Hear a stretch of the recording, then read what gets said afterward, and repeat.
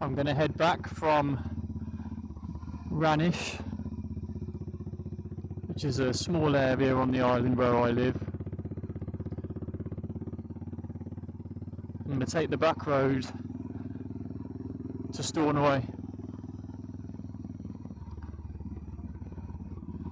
go through some nice twisty roads on this glorious sunny day.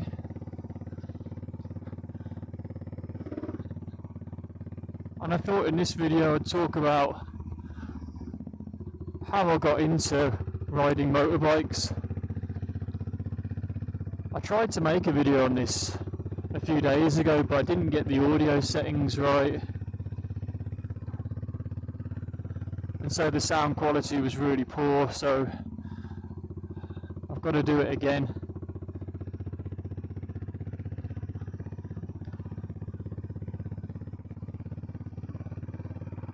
I got into motorbikes because I needed a form of transport that I could afford. As a kid, I wasn't really interested in them. They fascinated me when I saw them on the road, whether that was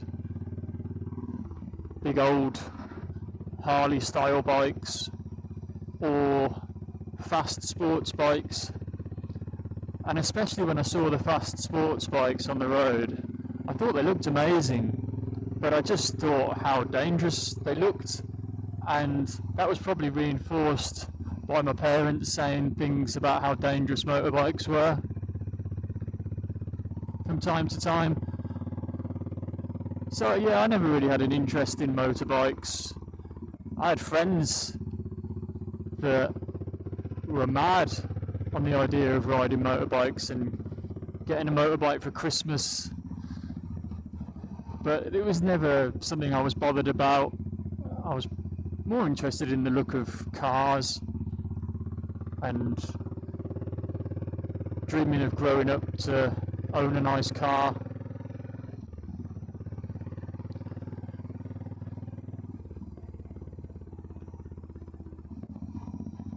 So motorbikes were something that I got into as a young adult because I'd done my car test and got my license when I was about 17, but I couldn't afford to buy myself a car, so I was just on my mother's insurance on her car, and I didn't have that level of independence that I really craved. And I saw a lot of my friends that had their own cars, little boy racer cars, and that's what I wanted really. But buying the car, insurance was very expensive, taxing it, maintaining it, fueling it. So one night I was in the pub and one of my friends said to me when I was talking to him about how frustrated I was at not being able to get the money together for a car, asked me, have you ever considered motorbikes? And I said, no, I'm not into bikes. But then he just went on to describe and tell me how cheap motorcycling was compared to having a car, and that piqued my interest, and before I knew it I was buying a motorbike with no license, didn't even have my CBT. So I bought the bike, had to go and get my CBT, which I did, and luckily when I turned up and did it, I passed it on the day that I did it. And as soon as I got on the bike, it was the first time I'd been on a motorbike in my whole life, as far as I can remember. So it was a little bit apprehensive, and I bought the bike and I thought, I've got to do it now. I hope I enjoy it, and luckily I loved it. I took to it and never really looked back.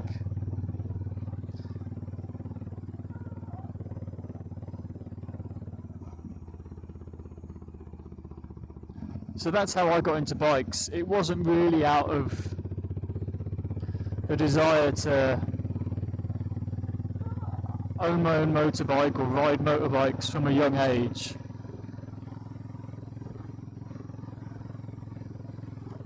Like a lot of kids get into bikes, I think, because they get access to private land where they can drape a small CC motorcycle about on and learn to ride like that. That wasn't the case for me. I think by the time I'd actually done my full test, I was just 21. I didn't do the direct access. I did my CBT, rode for on L plates for a little bit, and then did my full test on a 125, which then meant I was restricted to 33 brake horsepower for 2 years.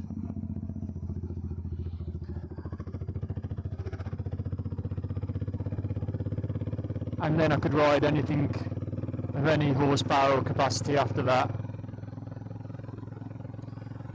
So the bikes that I've owned, and I don't know if I can remember the exact names of them, but my first bike was a Honda. It was a Suzuki 125 Marauder. That was the name of it. Second bike, I had a restricted ER5, a Kawasaki ER5.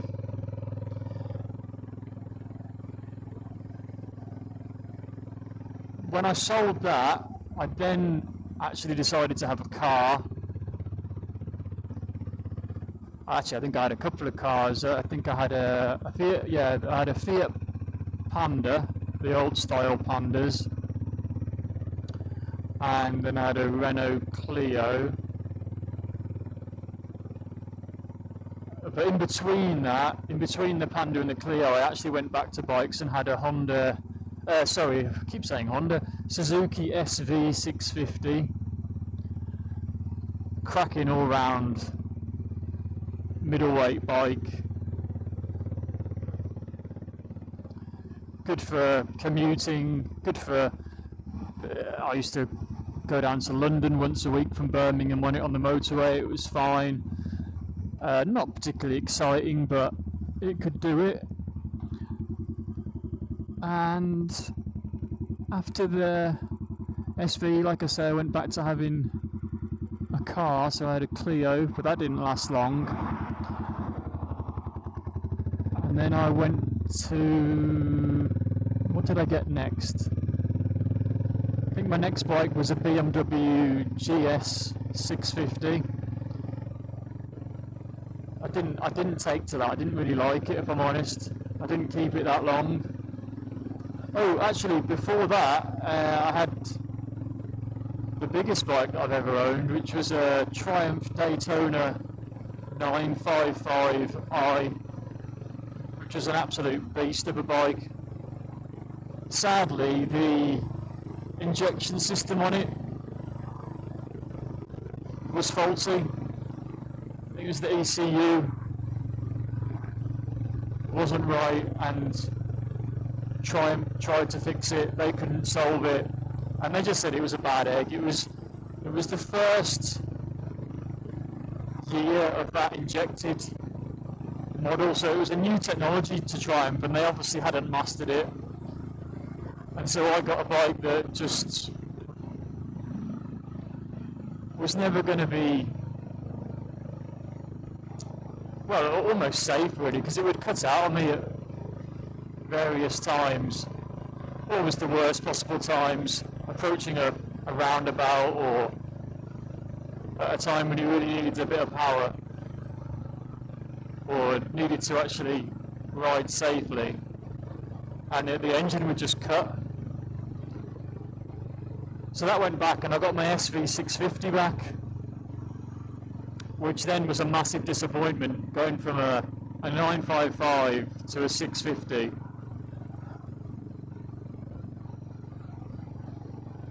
And then I had a break from bikes for a bit. I think the next bike I got was a few years later when I got a KTM, a little KTM 200 Duke.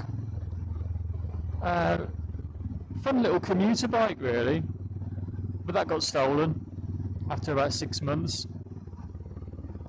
Had another couple of years off from bikes, and then I ended up with what I've got now, which is a Royal Enfield Classic 500. Nice little reintroduction to getting back on a motorbike again. Very low powered,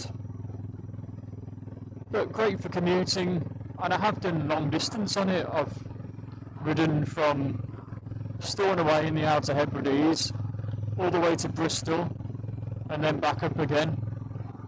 I've also done a longer trip around some of Wales and England, on a bit of a round trip across from the Midlands in England across to the west coast of Wales and down to the south. And yeah, as long as you're not wanting to get anywhere too quickly, it's a fun, capable machine. And they are used, the Royal Enfield Bullets are used out in India for all sorts of long distance intrepid adventures.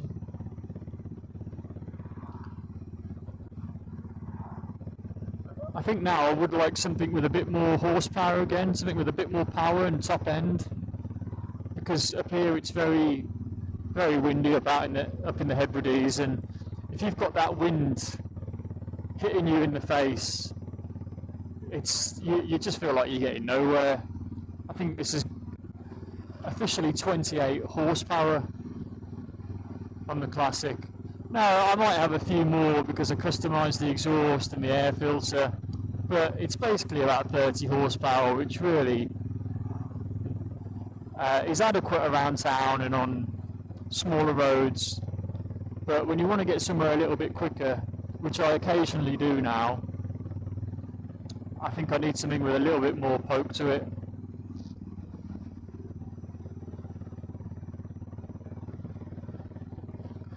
Just coming into Stornoway now, so that was my trip into town from Ranish, which is a small village on the Isle of Lewis in the Outer Hebrides, and that's where my property is.